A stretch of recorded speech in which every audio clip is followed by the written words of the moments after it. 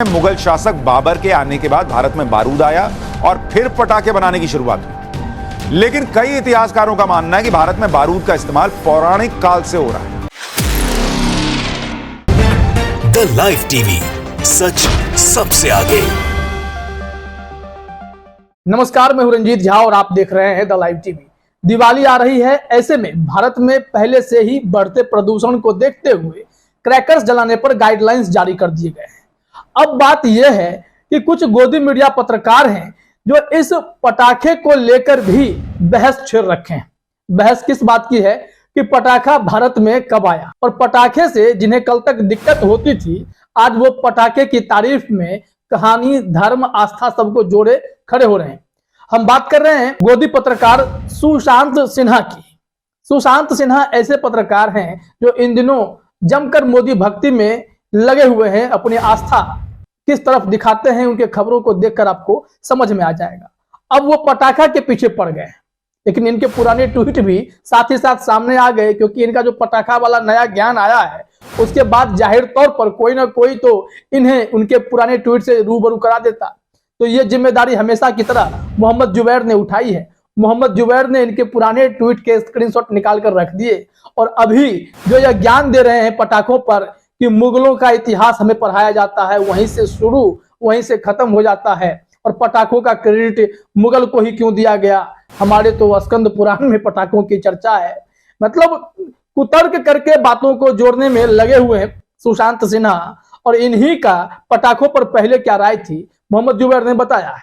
अपने स्क्रीन पर आप यह ट्वीट देखिए, मोहम्मद जुबैर ने क्या लिखा है और उन्होंने जो स्क्रीनशॉट शेयर किया है वो भी हम आपको दिखाते हैं। अभी जो इनका मामला है, सुशांत सिन्हा ने जो ट्वीट किया वो ये था कि मुगलों से शुरू, मुगलों पर खत्म वाला इतिहास जो पढ़ाया गया है उसमें पटाखों का जिक्र स्कंद पुराण तक में मिलता है, ये नहीं बताया गया।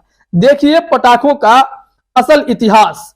अब ये इनका वीडियो बाकायदा इन्होंने विश्लेषण कर दिया है, उसमें इन्होंने पौराणिक काल में पटाखों के प्रमाण, और इसमें संस्कृत के श्लोक डाले गए हैं और इस श्लोक से एक शब्द को पकड़ा गया।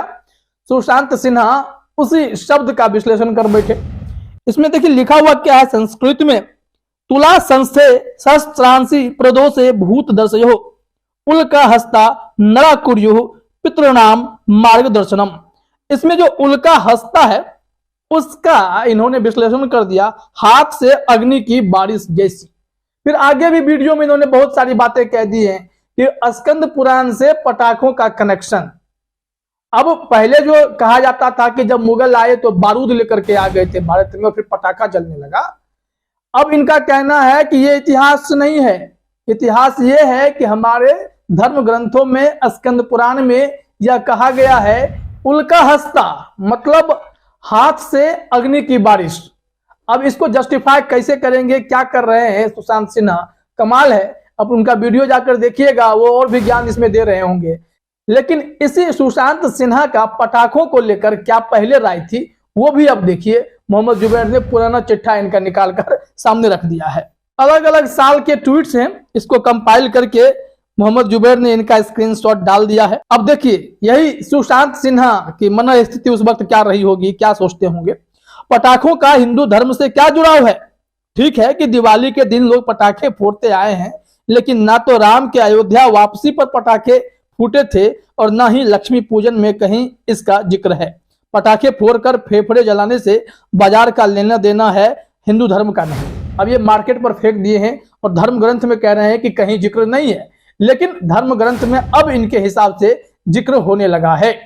वहीं अगर आप देखेंगे अगला ट्वीट, कल से कुछ लोग इसी बात में बहुत खुश हैं कि दिल्ली में पटाखे चले और अरविंद केजरीवाल जो चाहते थे वो हो नहीं पाया।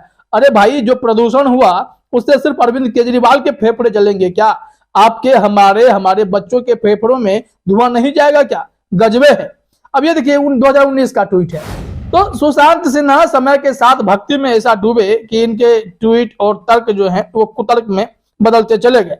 और देखिए, और इन्होंने बड़े मजेदार कमेंट किए। दिल्ली एनसीआर में पटाखों की बिक्री बंद होने से कुछ लोग यूं परेशान है मानो आदमी संडास में हो और कोई पानी बंद कर दे। दिवाली मने बिन फेफड़े जले। ये इनका देखिए, पटाखों के ये घोर विरोधी हैं। लेकिन पटाखों पर अब ज्ञान देते नजर आ रहे हैं। और भी है, मैं सबको पढ़ देता हूं, जरा देखिए, बड़े मजेदार इनके पहले पोस्ट हुआ करते थे। रावण जल गया पर पीछे प्रदूषण का गुबार छोड़ गया, दिल्ली में हवा फिर जहरीली हो रही, दिवाली पर पटाखे कम छोड़ें, इसी हवा में सांस लेना है आपको भी। After car free day it should be cracker free Diwali which should be in Delhi government plan for environment. ये 2015 का ट्वीट है। मतलब साफ साफ है कि ये पटाखा विरोधी रहे थे। अब किनके दबाव में ये पटाखा के पक्षधर बन रहे हैं भगवान जाने। किसी और के फेफड़ों के लिए सब्सिडी छोड़ सकते हैं तो अपने फेफड़ों के लिए पटाखे से मुंह नहीं मोड़ सकते। पीएम बोलेंगे तो असर होगा, मुझे लगता है। ये उस वक्त 2017 का ट्वीट है। ये कह रहे हैं प्रधानमंत्री जी बोलेंगे तो शायद असर हो सकता है कि लोग पटाखा जलाना जो है बंद करेंगे। अब देखिए इनका गुस्सा कहां तक है, पटाखों पर कितना इनका भड़ास है। मेरा बस चले तो मैं आज पटाखों पर कंप्लीट बैन लगा दूं। ये हमारी कई गलतियों का नतीजा है कि आज बिन एसी काम नहीं चलता। अब भी नहीं जागे तो सोच ले।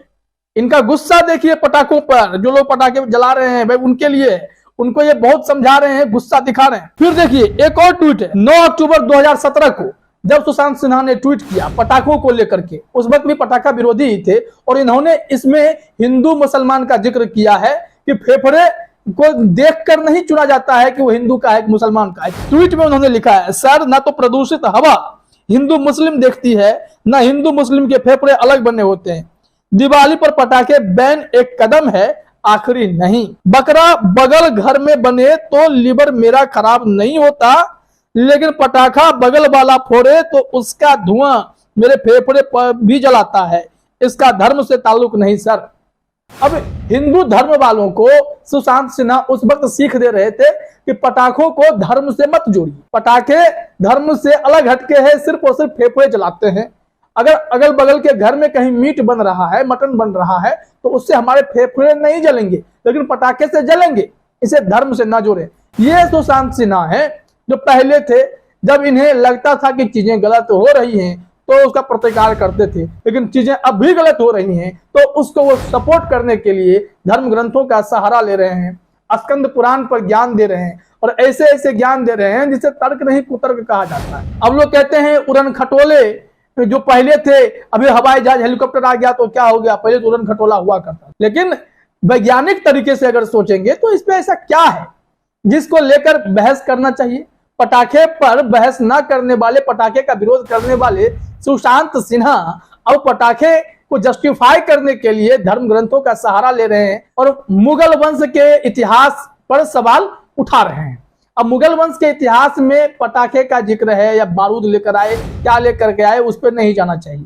लेकिन फिर से आप इस विवाद में पड़ रहे हैं। जिस पटाखे को आप धर्म से अलग हटकर देख रहे थे उसे आप धर्म ग्रंथ से जोड़ रहे हैं। अब प्रदूषण कोई धर्म क्यों चाहेगा, किसी के फेफड़े जल जाए कोई क्यों चाहेगा।